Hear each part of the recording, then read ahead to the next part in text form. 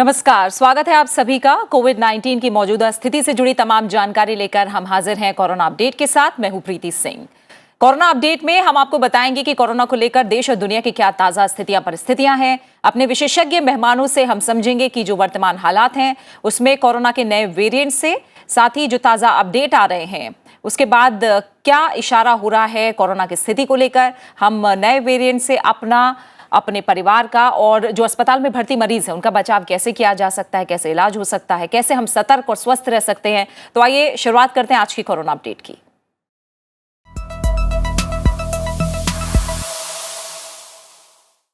Corona की तीसरी लहर, मौजूदा स्थितियां परिस्थितियां और कोविड से बचाव को लेकर चर्चा के लिए मेरे साथ दो खास मेहमान आज जुड़ रहे हैं। मेरे साथ हैं डॉक्टर राकेश गर्ग, सदस्य कोविड टास्क फोर्स।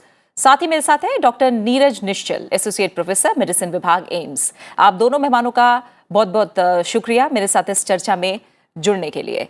और बात आज के कोरोना अपडेट की करें तो पहले हम ये जान लेते हैं कि 24 घंटे में खासकर किस तरह की स्थितियां और आंकड़े आ रहे हैं। देश में लगातार चौथे दिन नए कोरोना केस में गिरावट दर्ज की गई है और बीते दिन के मुकाबले नए मामलों में 53,000 की कमी आई है। पिछले 24 घंटों में देश में 2.55 लाख नए मामले सामने आए हैं, यानी 2,55,000 नए मामले सामने आए हैं। अच्छी बात यह भी है कि पिछले 24 घंटों में कोरोना के 2,67,000 मरीज ठीक हुए हैं।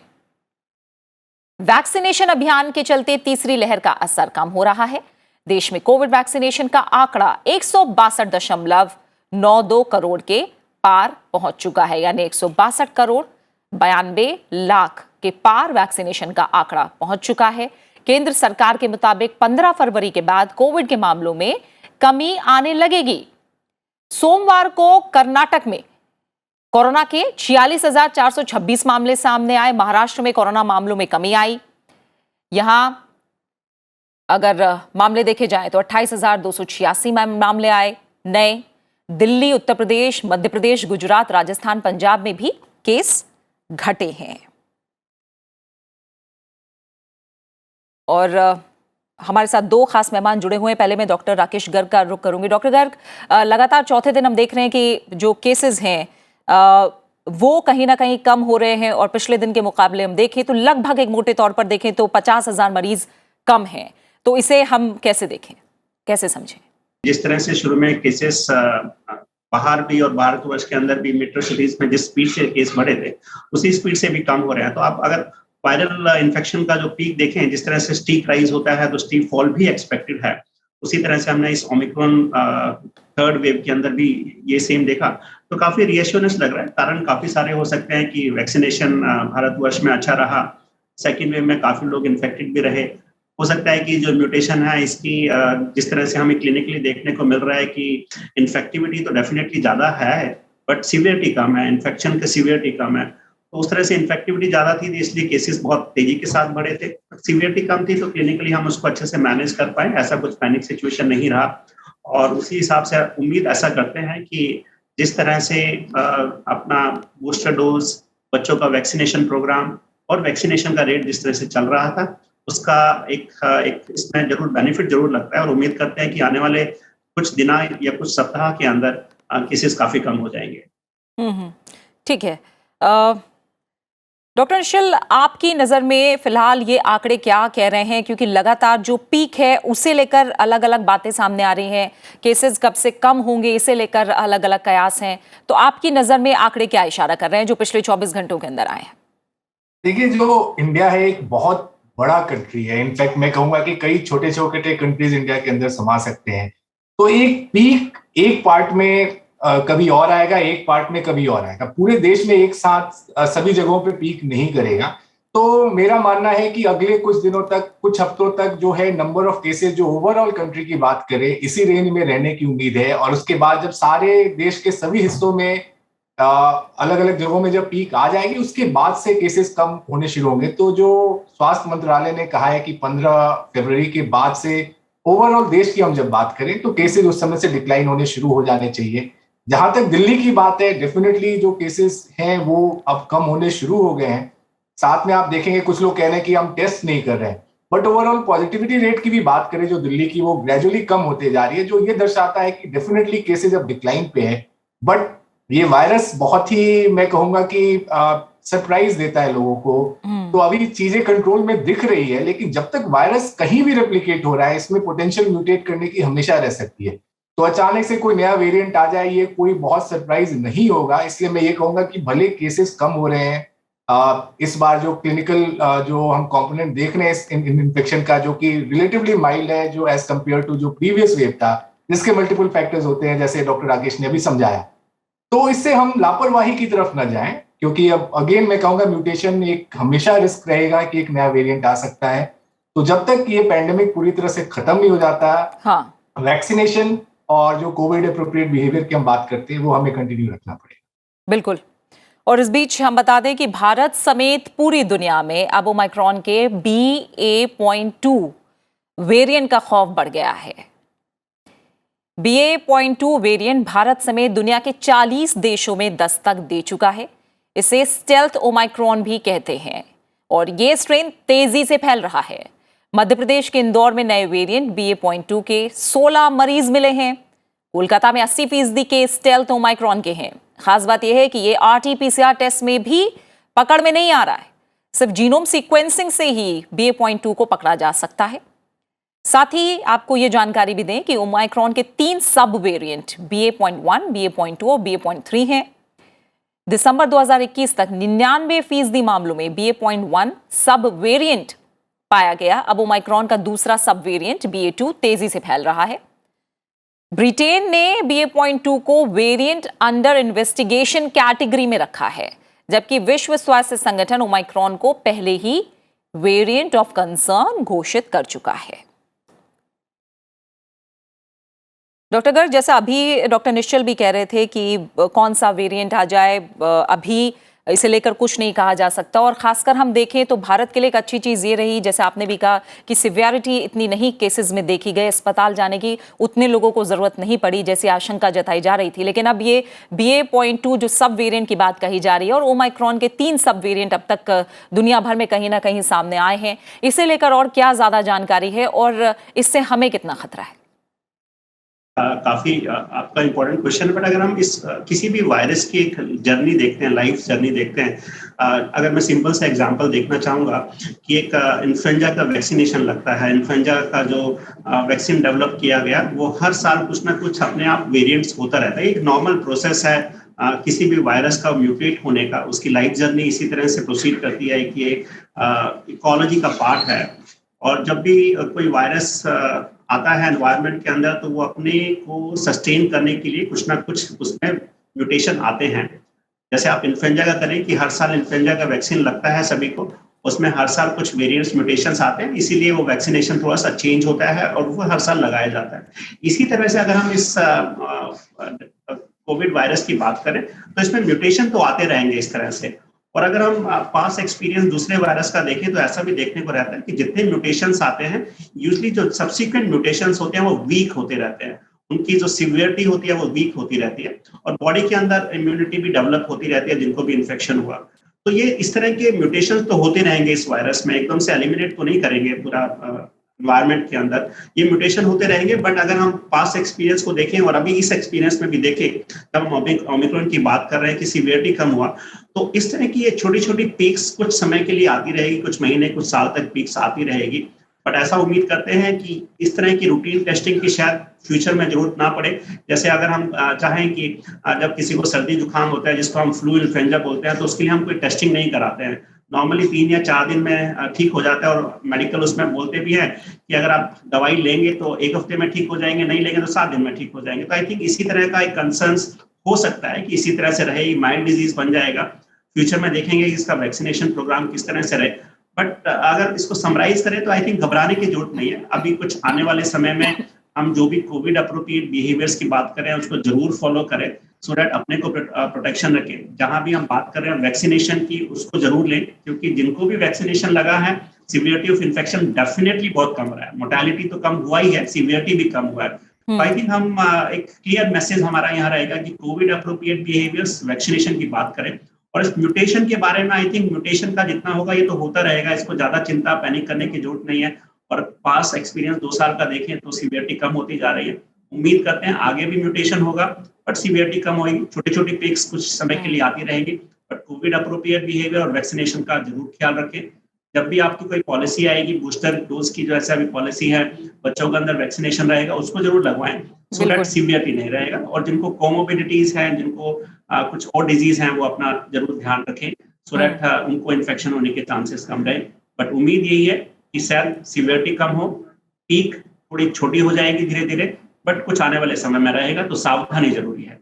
ठीक है डॉक्टर निश्चल, जाहिर तौर पर कोरोना के खिलाफ जो लड़ाई है उसे हमें जीतना है। सावधानी, कोविड अप्रोप्रिएट बिहेवियर और वैक्सीनेशन, यही सबसे बड़े हथियार हैं। और जैसा अभी डॉक्टर गर्ग ने कहा कि हमें बहुत ज़्यादा चिंता करने की बात नहीं है, थोड़ा सा अगर डॉक्टर निश्चल आप समझाएं कि ये जो ओमाइक्रॉन वेरिएंट है और प्लस अब जो इसके 3 सब वेरिएंट कहीं ना कहीं पूरी दुनिया में सामने आए हैं, क्या हम माने कि भारत और बाकी दुनिया की स्थिति कमोबेश एक जैसी है या अलग रही है, या हम इस मामले में थोड़ा लकी भाग्यशाली रहे हैं कि हमारे यहाँ उतना खतरा या खतरनाक ये वेरिएंट साबित नहीं हुआ है? देखिए, जो है डार्विन की जो थ्योरी है सर्वाइवल ऑफ द फिटेस्ट, वो वायरस पे भी उतनी ही लागू होती है। वायरस को अगर सर्वाइव करना है तो डेफिनेटली ये ह्यूमन होस्ट के बाहर ये पर्टिकुलर वायरस सर्वाइव नहीं कर सकता। तो इसकी यही कोशिश है ज्यादा से ज्यादा इन्फेक्शियस हो जाए, एट द सेम टाइम जो होस्ट है उसको तंग ना करे। जैसे कि जो फ्लू और इन्फ्लुएंजा की हम बात करते हैं, वो एक तरह से हमारे साथ कोएग्जिस्ट करना सीख चुका है, तो वैसे ही ये वायरस भी कुछ ऐसा ही करने की कोशिश कर रहा है। लोगों को यहाँ पे समझने की जरूरत है कि ये वायरस जितना ज्यादा रेप्लिकेट करेगा उतने म्यूटेट होने के चांसेस होंगे। तो ये जो भी म्यूटेशन हम इतना कुछ सुन रहे हैं या जो वेरिएंट्स हम सुन रहे हैं, ये सिर्फ इसलिए है क्योंकि वर्ल्ड ओवर जितने नंबर और ये वायरस रेप्लिकेट हो रहा है उसमें डेफिनेटली कुछ ना कुछ ऐसे वेरिएंट्स आने वाले हैं जो कि परेशानी भी कर सकती है या वायरस को खत्म भी कर सकती है। तो ये चांस की बात है। और जहां तक मैं कहूंगा कि भारत की किस्मत या लक की बात आप जो कर रहे हैं कि इसमें मामले में कितने लकी है, तो हमसे पहले डेफिनेटली यूरोपियन कंट्रीज में केसेस बढ़ने शुरू होते हैं, उनसे हम एक्सपीरियंस लेते हैं और फिर वो हम अपने देश में अप्लाई कर पाते हैं। आप किसी भी वेव की बात करें तो आप देखिए कि पहले यूरोप में पीक करता है, उसके कुछ दिनों बाद हमारे देश में आना शुरू होता है, चाहे वो पहले के वेव्स हो या ओमाइक्रॉन के वेव्स हो। तो उस हिसाब से हमें एक तैयारी करने का मौका मिल जाता है, जो आपके पॉलिसी मेकर्स के लेवल पे एज ए क्लिनिशियन बाहर के लोगों ने कैसे इन केसेस को मैनेज किया, उसके अकॉर्डिंग हमें एक्सपीरियंस मिल जाता है और हम वो बेहतर ढंग से अप्लाई कर पाते हैं। तो उस हिसाब से मैं कहूंगा कि इस मामले में हम लकी हैं, लेकिन एट द सेम टाइम मैं कहूंगा कि ये वेरिएंट कहीं से भी राइज हो सकते हैं। अभी तक हम लकी रहे हैं, लेकिन आगे पता चले कि हमारे देश से कोई ऐसा वेरिएंट ऑफ कंसर्न निकल के आ रहा है जिसके बारे में हमें एक्सपीरियंस ना हो। इसलिए मुझे लगता है कि हमारा जो अब टेस्टिंग से ज्यादा जो ध्यान है कि हॉस्पिटल में कितने सिक मरीज कोविड के चलते एडमिट हो रहे हैं, क्योंकि अभी जो हम मरीज देख रहे हैं वो एक्चुअली कोमॉर्बिडिटीज वाले हैं, जो वैसे भी हॉस्पिटल में आते हैं उन्हें कोविड होता है या ना होता। तो अभी परेशानी कोविड के चलते नहीं है, उनकी कोमॉर्बिडिटीज उनका मेन कारण है हॉस्पिटलाइजेशन का। तो जब तक ऐसा सिचुएशन है हमें पैनिक करने की जरूरत नहीं है। लेकिन ऑफ कोर्स जो सीवियर एक्यूट रेस्पिरेटरी इलनेस वाले जो पेशेंट्स हैं उस पर हमें ध्यान रखने की जरूरत है कि वो किस कारण से उन्हें इन्फेक्शन हो रहा है। ऐसे पेशेंट्स में हमें टारगेट करना चाहिए जो कि उनका टेस्टिंग करें, और जितने ऐसे पेशेंट्स में हम जीनोम सीक्वेंसिंग करके देखते रहे कि नया कोई वेरिएंट तो नहीं आए।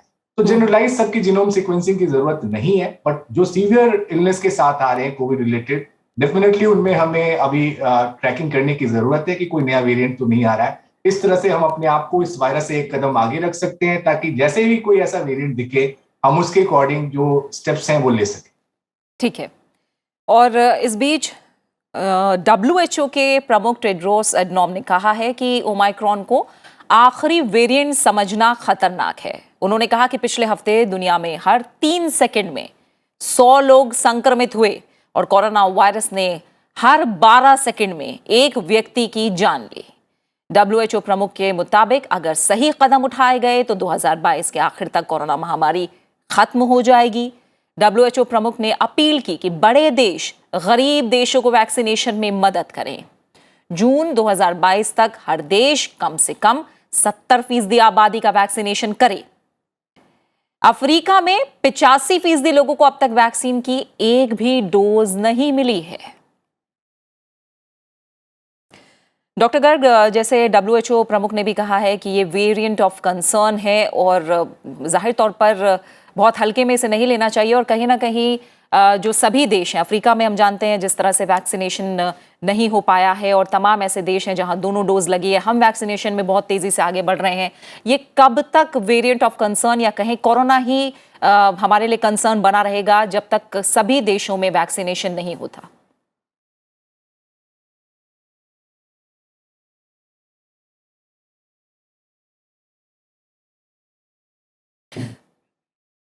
डॉक्टर गर्ग, आप मुझे सुन पा रहे हैं? आपकी आवाज एकदम नहीं, दोबारा क्वेश्चन रिपीट कर सकते हैं? जी जी। डॉक्टर गर्ग, जैसा WHO के प्रमुख ने भी कहा है कि ओमाइक्रॉन को आखिरी वेरिएंट ना समझा जाए, और हम भी लगातार और आप लोग भी लगातार ये बता रहे हैं कि हमें तैयारी रखनी होगी, आगे हो सकता है कोई वेरिएंट आए। और वैक्सीनेशन को लेकर जिस तरह से हम नए रिकॉर्ड बना रहे हैं, और साथ ही हमने बाकी देशों की भी जिस तरह से मदद की है, वो अपने आप में कहीं ना कहीं उसकी हर जगह तारीफ भी हुई है। कितना बड़ा कंसर्न है कि दुनिया के सभी देशों में वैक्सीनेशन हो, ताकि एक कहा जाता है कि ना, निर्णायक लड़ाई कोविड के खिलाफ हम लड़ पाए, पूरी दुनिया लड़ पाए?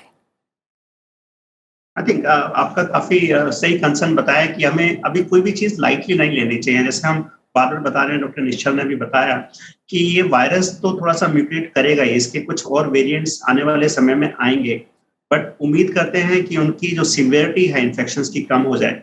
और जिन लोगों को इन्फेक्शन होता है उसको हमें मैनिफेस्टेशन कैसे कम करनी है, उसके दो ही तरीके हैं कि हम अपने वैक्सीनेशन प्रोग्राम को बहुत अच्छे से बढ़ाएं, और जिस तरह से बूस्टर डोज का लगाया है, जिन लोगों को जो वैक्सीनेशन लगा था तकरीबन 1 साल पहले लगा, 9 महीने से जिनको ज्यादा हो गया, तो उनमें हो सकता है कि इम्यूनिटी थोड़ा सा कम होनी शुरू हो जाएगी, शायद एंटीबॉडी कम होगी, तो बूस्टर डोज लगवाएं, बच्चों को लगना शुरू हो जाएगा। आई थिंक ये वैक्सीनेशन वाला जो प्रोग्राम है कुछ समय के लिए चलेगा, सो दैट हमारे अंदर एक इम्यूनिटी रहे कि अगर कुछ वेरिएंट्स आते भी हैं आने वाले समय में, जिसकी हम उम्मीद करते हैं कि शायद आएंगे, तो हमारे अंदर वो इन्फेक्शन एक नॉर्मल फ्लू की तरह एक इन्फेक्शन हो जाएगा कि हल्का फुल्का थोड़ा सा बुखार जुकाम और ठीक हो जाएंगे।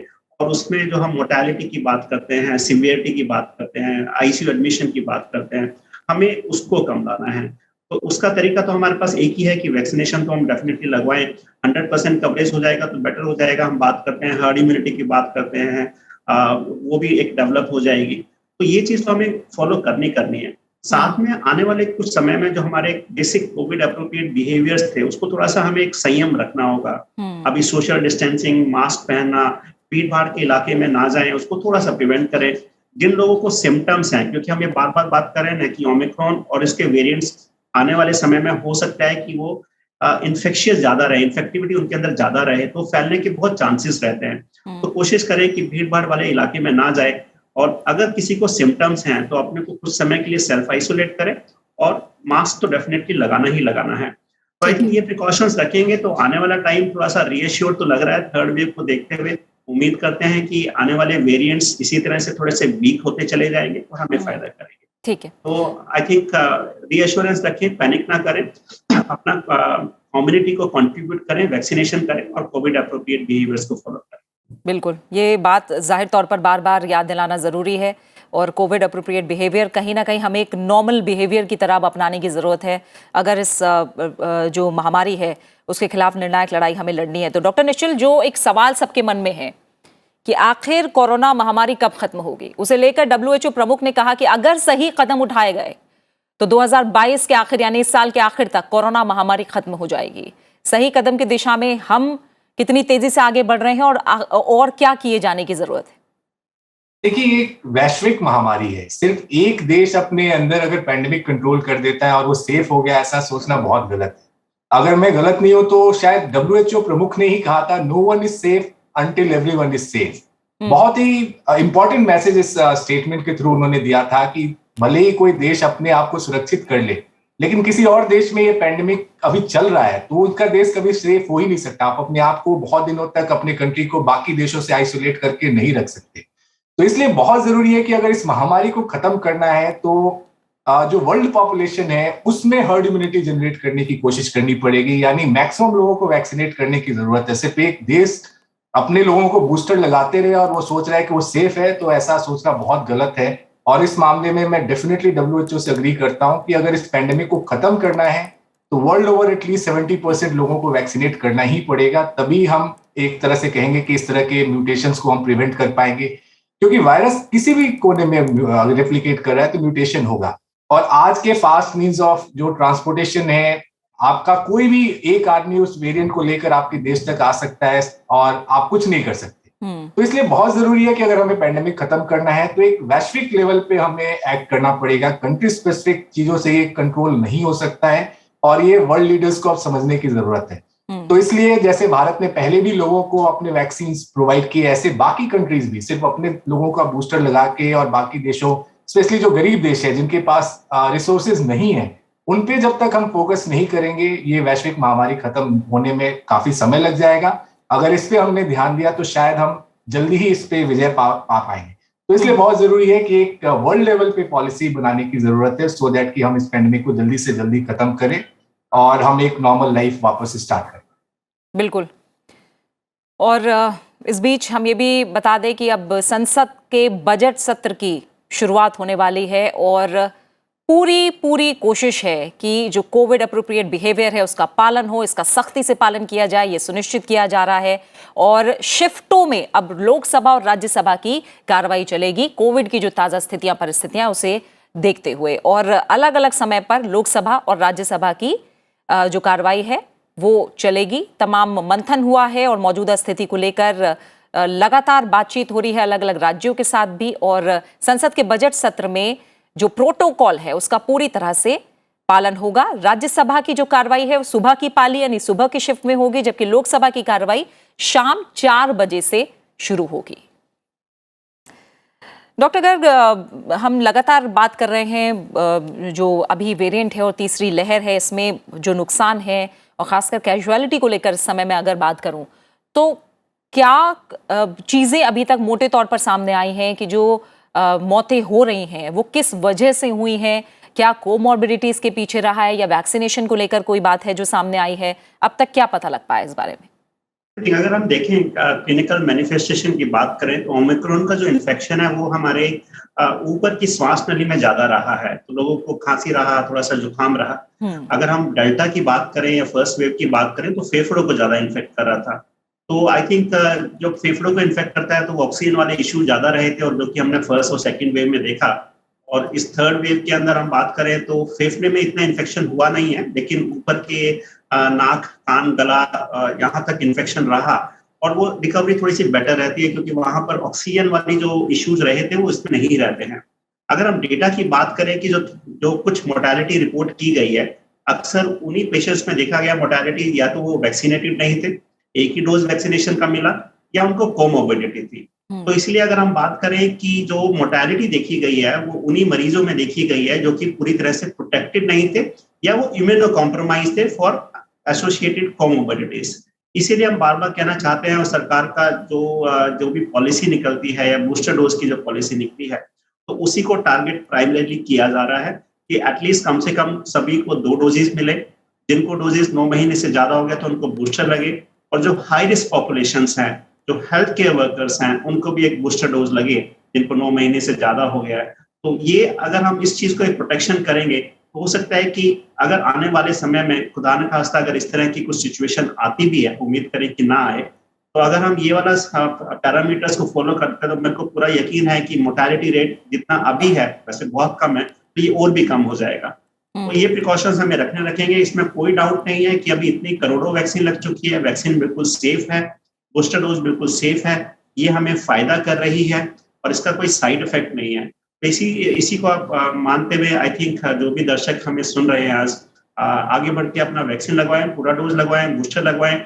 जब भी बच्चों का फ्यूचर में 15 से 18 साल वालों को तो अभी लग ही रहा है, छोटे बच्चों को तब जब भी लगेगा तो वो भी लगवाइए, सो दैट अगर बाई चांस इन्फेक्शन होता है तो एटलीस्ट सीवियरिटी नहीं रहेगी, एक हर्ड इम्यूनिटी डेवलप हो जाएगा कम्युनिटी के अंदर। जो डॉक्टर निश्चल भी बता रहे हैं कि जब तक हम 70-80% लोगों को एक वैक्सीनेट, एक हर्ड इम्यूनिटी डेवलप नहीं करेंगे तो ये वायरस कहीं ना कहीं हमारी कम्युनिटी, हमारे एनवायरनमेंट के अंदर कहीं ना कहीं रहेगा। इसको एक फोर्स तो चाहिए ही होगा। तो अगर हम उस तरह से एक इम्यूनिटी प्रदान करें तो हो सकता है कि हम इस कोविड से, कोरोना वायरस से जीत पाएंगे। बिल्कुल।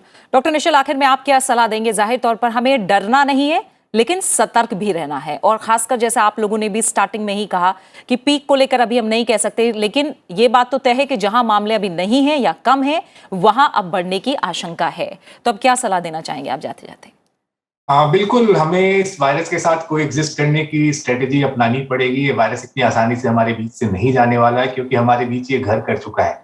लेकिन लोगों को याद रखने की जरूरत है कि हमारे शरीर के बिना ये वायरस सर्वाइव नहीं कर सकता है। तो हमें डिसाइड करना पड़ेगा कि हम अपने शरीर को इस वायरस का एक्सपेरिमेंट लैब बनने देंगे या नहीं बनने देंगे।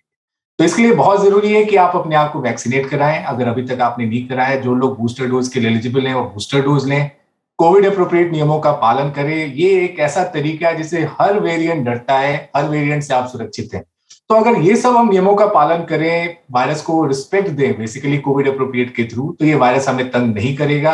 ये हमारे साथ कोएग्जिस्ट कर सकता है। हम धीरे धीरे अपनी वापस लाइफ स्टार्ट कर सकते हैं। तब ये हमारे हाथ में है कि हम इस वायरस के साथ कैसे रहना सीखें, और उसके लिए बहुत जरूरी है कि कोविड अप्रोप्रिएट बिहेवियर और वैक्सीनेशन का सहारा लें, और ये वायरस फिर हमें तंग नहीं करेगा। बिल्कुल, इसी के साथ समय पूरा हो गया है। डॉक्टर नीरज निश्चल, डॉक्टर राकेश गर्ग, आप दोनों मेहमानों का फिलहाल बहुत बहुत शुक्रिया मेरे साथ इस कार्यक्रम में, इस चर्चा में शामिल होने के लिए। तो एक बार फिर आपसे अपील है, और जैसा स्वास्थ्य विशेषज्ञ लगातार कह रहे हैं कि कोविड अप्रोप्रिएट बिहेवियर और वैक्सीनेशन, ये दो ही कारगर हथियार हैं जो हमें कोरोना के खिलाफ लड़ाई में जल्द से जल्द जीत दिलाएंगे, इससे पार करवाएंगे। तो कोविड से जुड़े तमाम नियमों का पालन करते रहिए, अपना अच्छे से ख्याल रखिए, और फिलहाल मुझे दीजिए इजाजत। नमस्कार।